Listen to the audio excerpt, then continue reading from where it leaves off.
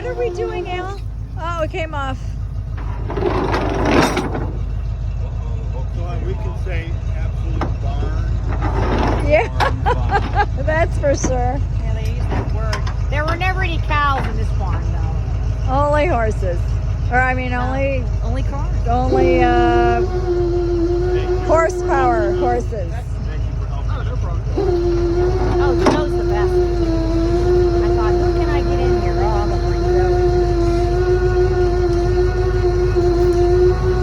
Look at that.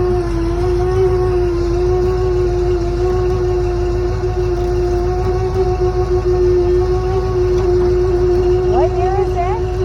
66. My brother George bought it from Texas. I was looking through the paperwork today. Did he ever drive it? No.